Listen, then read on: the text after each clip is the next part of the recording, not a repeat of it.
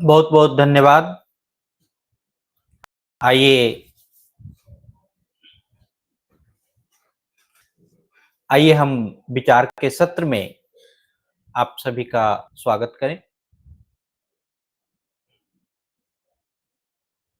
हम अपनी चर्चा को थोड़ा-सा आगे बढ़ाते हैं और आज बात करते हैं कि जो ज्ञान है, जो नॉलेज है,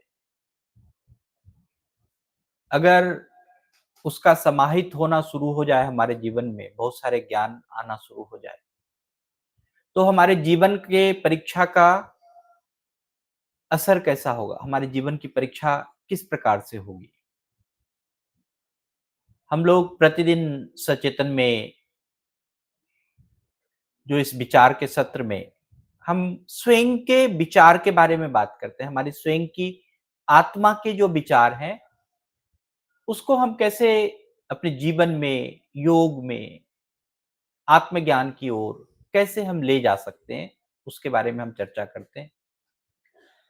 वैसे ज्ञान योग में परीक्षा का क्या अर्थ है और हम इसका अभ्यास कैसे करें, यह एक बहुत ही महत्वपूर्ण विषय है। वैसे ज्ञान योग है क्या? ज्ञान योग यानी ज्ञान का मार्ग, जहां पर एक ऐसा रास्ता, एक ऐसा माध्यम जहां हम स्वयं हर एक प्रश्न का हल पूछते हैं। स्वयं से अपने आप से पूछिए प्रश्न का हल, यहां तक कि वह भी प्रश्न कि मैं कौन हूं, मैं क्या शरीर हूं, मन हूं या और कुछ हूं, मैं कुछ अमर हूं, शाश्वत हूं, मैं मरने वाला नहीं हूं, जीने वाला हूं, मेरा परीक्षा कैसा होगा, मेरा विषय कैसा होगा, क्या मेरा मन है, क्या मुझे खाना है, क्या पहनना है, क्या करना है। अगर हम हर एक छोटे से लेकर बड़े प्रश्न तक का हल स्वयं से पूछते हैं, चाहे वो किताब का विषय हो, तो पढ़ने से के समय में हम उस चीज का विश्लेषण अगर स्वयं से करें, हम उसको सिर्फ पढ़े नहीं, उसको सिर्फ रटे नहीं, उस प्रश्न का जो हल है वो स्वयं से पूछना शुरू करें, यही ज्ञान योग। अगर आप जिस भी विषय के बारे में, जिस भी चीज के बारे में स्वयं से प्रश्न करते हैं, वही आपका ज्ञान योग। ऐसे भगवत गीता में एक बहुत अच्छा श्लोक है कि ज्ञानेन तु तद्ज्ञानं येषाणाम नास्ति आत्मनः। मतलब ये होता है कि जिसका अज्ञान नष्ट हो गया हो, वही सच्चा ज्ञानी है। अगर आपको किसी चीज, किसी विषय, किसी वस्तु के बारे में अगर जानना हो और आप उसको जान लें, तो आपका ज्ञान नष्ट हो गया उस वस्तु के बारे में और आप उसके बारे में जानना शुरू कर दिए, तो आप उसके ज्ञानी हो गए। यही ज्ञान योग है। तो आप ज्ञान के माध्यम से कहां-कहां, किस-किस चीज से जुड़ सकते हैं, ये बहुत महत्वपूर्ण चीज है हमारे जीवन में। और जीवन की जो असली परीक्षा है, जहां हम सोचते हैं कि केवल बोर्ड की परीक्षा या टर्म एंड एग्जाम या इंटरनल एग्जाम, एक्सटर्नल एग्जाम या नौकरी की परीक्षा, यही परीक्षा होता नहीं, लेकिन जीवन में असली परीक्षा होता है, तो जीवन खुद लेता है। जब हम को कोई गलत समझने लगता है, जब हमारा कोई प्रिय व्यक्ति, प्रियजन हमारे से दूर चला जाता है, हमें लगता है कि कभी-कभी जो हमने कर्म किए हैं, जो काम किए हैं, उसका फल तुरंत नहीं मिल रहा है। हमारे जीवन में बहुत सारी ऐसी घटनाएँ घटती रहती है। ये भी तो जीवन की परीक्षा है। वहाँ पर हम किस प्रकार से अपने आप को सँभालते हैं? क्या उस समय हम शांत रहते हैं? क्या हम विवेक से निर्णय लेते हैं? या भ्रम में, मोह में या गुस्से में बह जाते हैं?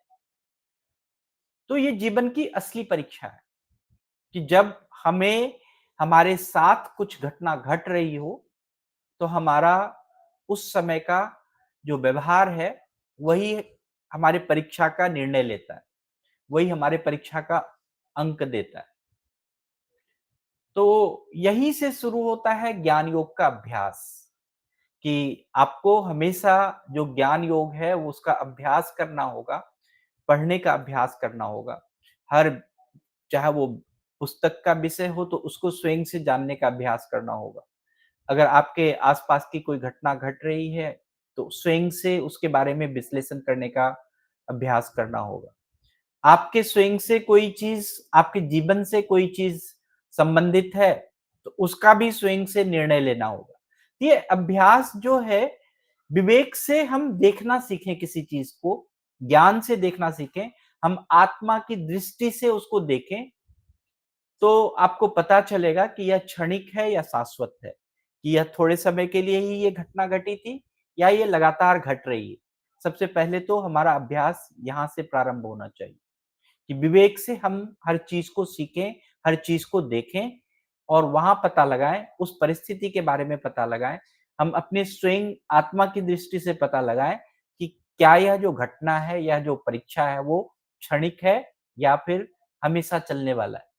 तो दोनों का विषय अलग हो जाएगा, दोनों का व्यवहार आपका अलग हो जाएगा, दोनों का तरीका अलग हो जाएगा। अगर क्षणिक है तो हम थोड़े क्षण शांत रह लें, अगर शाश्वत है तो हमें लगातार मेहनत करने की ज़रूरत होगी, लगातार उसके पीछे पड़ने की ज़रूरत होगी। कोई अगर बीमार पड़ जाए और उसको बहुत गहरी बीमारी हो जाए, तो उसकी परीक्षा शाश्वत हो जाती है, लगातार चलने वाली हो जाती है। फिर उसके हिसाब से उसको सीखना होगा, विवेक लगाना होगा कि ठीक है, हमें उसी जीवन में जीना है। हम कभी-कभी समत्व भाव को नहीं अपनाते हैं। समत्व भाव अगर हम देखें कि बड़े अच्छे से मैं फिर से यहाँ पर कृष्ण जो कहते हैं योगस्थ कुरु कर्माणि संगं त्यक्त्वा धनंजय या हम सुने होंगे कि कर्मण्येवाधिकारस्ते मा फलेषु कदाचन कि कर्म करो लेकिन आसक्ति छोड़कर, चाहे वो परिणाम कुछ भी हो, मन शांत हो। अगर हम अपना 100% लगा रहे हैं, तो 100% हम लगा दें। फिर उसके बाद जो परिणाम होगा हम आगे पे छोड़ दें, हम उसके पीछे नहीं भागें, चाहे वो जो भी हो। तो ये समस्त भाव अगर हमारे जीवन में आ जाता है, तो हमारा मन अपने आप शांत होना शुरू हो जाता है। ध्यान और स्वाध्याय, ये बहुत बड़ा अभ्यास है कि हर दिन कुछ पल आप मौन में बैठें, गहराई में जाएँ, अपने आप से पूछें, मैं कौन हूँ? मुझे क्या करना है? कुछ शास्त्र पढ़ें, कुछ आत्मा से समझें, कुछ और भी चीज़ों को ज्ञान से लें, आस-पास के ज्ञान को देखें। तो ये जो ध्यान और स्वाध्याय है, यह भी आपके परीक्षा को सफल बनाता है। आप स्वयं को केंद्र में रखो, आत्मा को केंद्र में रखो, दुनिया को नहीं। अब क्या होता है कि हम हमेशा दुनिया को केंद्र में रख देते हैं और फिर देखते हैं कि लोग क्या कहेंगे, ऐसा हो जाएगा तो वो क्या होगा? नहीं, आप स्वयं को देखिए, वही सबसे बड़ा है। दुःख, सफलता, सुख-दुःख हो या सफलता हो, विफलता हो, सब चीज़ बाहर की चीज़ें हैं। ये सुख-दुःख, सफलता, विफलता कोई आपसे बाँट नहीं लेगा।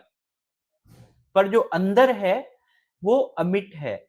आपकी जो असली शक्ति है, वही है। आप ही उस चीज़ का विश्लेषण कर सकते हैं, कि ये जो चीज़ मैंने किया या यह जो चीज़ है, हमें कितना फ़ायदा देने वाला है। हमें कितना इसको हमारी कितना आनंद की शक्ति इसमें बढ़ सकती है, हमारी कितना ऊर्जा हो सकता है। तो यही आज मैं यही कहूँगा कि जो परीक्षा है, उसको भी ज्ञान योग से हमें देखना चाहिए। जीवन की परीक्षा हमें गिराने के लिए नहीं होती है, हमें जगाने के लिए आती है। कभी भी कोई परीक्षा आप ये मत सोचो कि आपको नीचा दिखाने के लिए किया जा रहा है। तो ज्ञान योग में हमें यह शक्ति देता है कि आप अपने भीतर की रोशनी को पहचानें, हमारी आत्मा को जो हर परिस्थिति में शांत रह सकती है, जो साक्षी बन के हर चीज़ को देख सकती है और कर्मयोगी बन के वो आपके साथ चल सकती है। तो डगमगाइए नहीं, मन को, विवेक को सँभालिए और ज्ञान का जो दीपक है, उसको जलाते रहिए। तो आज के लिए इतना ही। आप सभी का बहुत-बहुत धन्यवाद, बहुत-बहुत आभार। फिर मिलते हैं। आपके मन में अगर कोई प्रश्न है, कोई विचार है, तो आप बोल सकते हैं।